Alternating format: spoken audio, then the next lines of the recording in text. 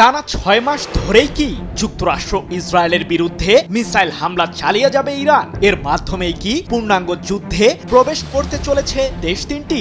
জানা গেছে যুদ্ধের মাঝেই ইরানের সামরিক বহরে যোগ হয়েছে আরও ২৫০০টি ব্যালিস্টিক মিসাইল। যুদ্ধের মাঠে শত্রুর বিরুদ্ধে লড়াই অব্যাহত রাখতে নানান ধরনের রণকৌশলও সাজানো চলমান রেখেছে তেহরান। এদিকে ইরানের যুদ্ধের প্রস্তুতির বিষয়টি আঁচ করতে পেরে মধ্যপ্রাচ্যে আরেকটি বিমানবাহী রণতরী আনার কথা ভাবছে যুক্তরাষ্ট্র।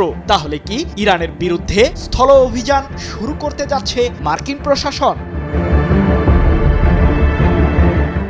ইরানের বিরুদ্ধে যুক্তরাষ্ট্র ইসরায়েলের আকাশপথের যুদ্ধ এখন গড়াতে চলেছে স্থলেও, এমন হুমকি সম্প্রতি দিয়েছেন মার্কিন প্রতিরক্ষা মন্ত্রী পিট হেগসেথ। যদিও এ বিষয়ে এখনই কোনো সিদ্ধান্ত নিতে ভয় পাচ্ছেন মার্কিন প্রেসিডেন্ট ডোনাল্ড ট্রাম্প, তবে শত্রুর গতিবিধির উপর তীক্ষ্ণ নজর রাখছে ইরানের সামরিক বাহিনী। তাই তো টানা ৬ মাস ধরে পূর্ণাঙ্গ যুদ্ধ চালিয়ে যাওয়ার বিষয়ে নিজেদের প্রস্তুতির জানান দিলেন ইরানের সর্বোচ্চ প্রতিরক্ষা বাহিনী IRGC মুখপাত্র ব্রিগেডিয়ার জেনারেল আলী মোহাম্মদ নাইনি।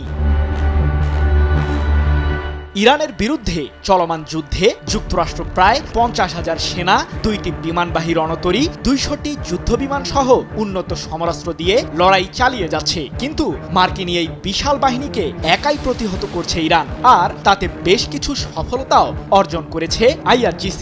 নাইনির দাবি, মধ্যপ্রাচ্যে থাকা মার্কিন সামরিক ঘাঁটিগুলোর কমপক্ষে ৭টি উন্নত রাডার ও থার্ড মডেলের এয়ার ডিফেন্স সিস্টেমকে ধ্বংস করেছে ইরান। এক প্রতিবেদনে বিষয়টি নিশ্চিত করেছে মধ্যপ্রাচ্য ভিত্তিক সংবাদ মাধ্যম মেহের নিউজ এজেন্সি।